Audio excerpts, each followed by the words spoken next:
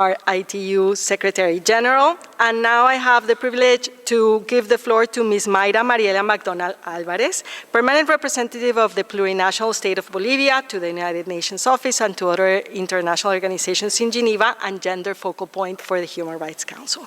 Ambassador Macdonal Alvarez, in your experience, what initiatives or policies have been most effective in promoting gender equality within diplomatic institutions?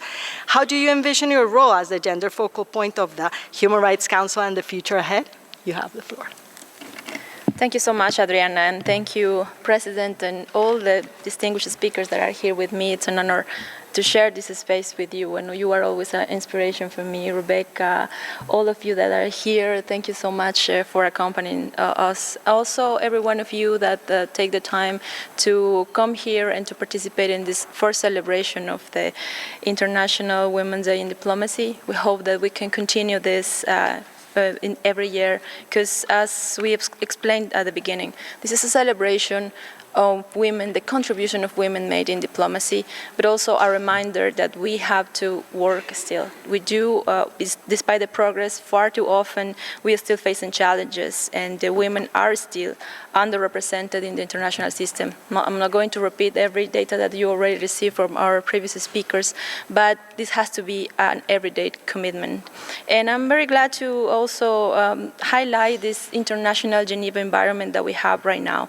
We see women in leadership as an example here in Geneva, not just international organizations, but also in the missions, the ambassadors, delegates. There are a real environment to support. And I think one of the key messages that we want to send here is sorority, the support of each other, the women supporting each other, highlighting the efforts that we do every day in our work here in Geneva and in diplomacy in general. I know that we do have a few time. I just want to mention some issues that in my own experience and experience in my country help us to promote gender equality within the diplomatic institutions. First is the continued advocate for gender equality at all levels. We must take into account the mutually reinforcing relations among achieving gender equality and the empowerment of all women and girls, and a full effective acceleration implementation of Beijing Declaration and the Platform of Action and the implementation of 2030 Agenda. But we know that with all the crises that we are living on, there's still a gap, that we are not going to maybe achieve the agenda and the old goals that we set up. And women are key in this path.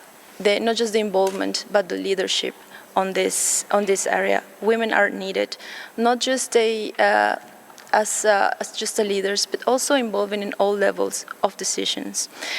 In our experience, for example, deciding to have gender quotas, it is important to help women to be represented at the whole levels. Also, there are some initiatives, for example, in other international organizations that talk about gender rotation to ensure that we should take into account the proportional women representation, as we do with regional rotations, for example. Think in a way to get more women represented. Also, in our experience, the clear leadership of head of international organizations, but also in our Ministry of Foreign Affairs to develop strategies. For example, the strategy that the SG developed in 2017 gave an important boost for women in leadership in UN agencies, and you are seeing now here, for example, in Geneva. But we need more engagement and more development plans with this view. The men engagement here is very important, and to see and to feel and to have more initiatives that could let us know very clear that women are not alone in this fight, but also have an engagement of men. The feminist foreign policy. Something that he's been doing and developing a lot of in this last years is this feminine foreign policy, but not just because of the representation, but also to see the benefit of women and girls everywhere, impacting a country's diplomacy to give a gender perspective to issues on security, cooperation, development, trade, climate justice, migration, and other like human rights, for example. But in this path, and it's the experience of Bolivia, we must fight also to be represented at all levels and to and to see, and it depends on each country, of course, but to include women, like indigenous women, peasant women, and to have a diversity in the compositions also in the foreign service. It's a key element there. Also, we want to talk about the gender perspective in the summit in the future. I think this is a key element. I know, and we know that these issues are being negotiated in New York, but it's important to have in this opportunity the next year when we were at the Summit of the Future to have a gender perspective on many issues like economy, finance, tech, education, and climate that are key for allowing women participation. All measures that we could take must consider that exists a structural problem. And this is very important. The patriarchy, along with the unjust order economy, take advantage and maintain the exploitation of women. So all the measures that we take has to be and have to tackle the structural problems that we have. A cultural change is needed.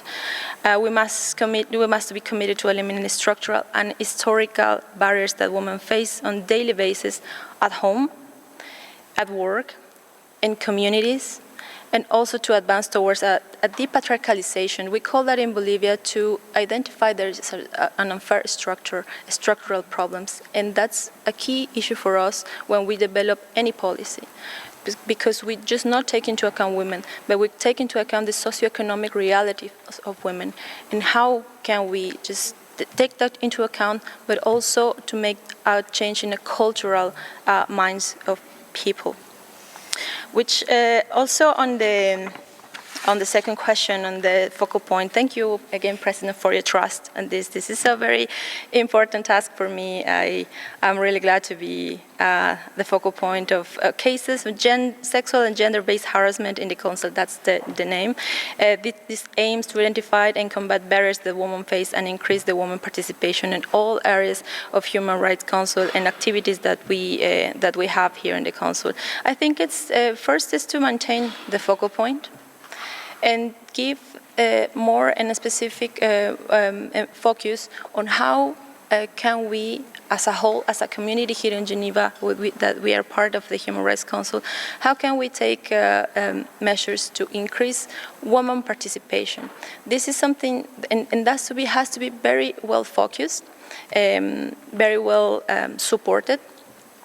It has to have the engagement of all countries, and to see how can we together build and to ensure that women can participate in the Bureau and all the activities and the Human Rights Council, but also in the different mechanisms on human rights that we have and that we build.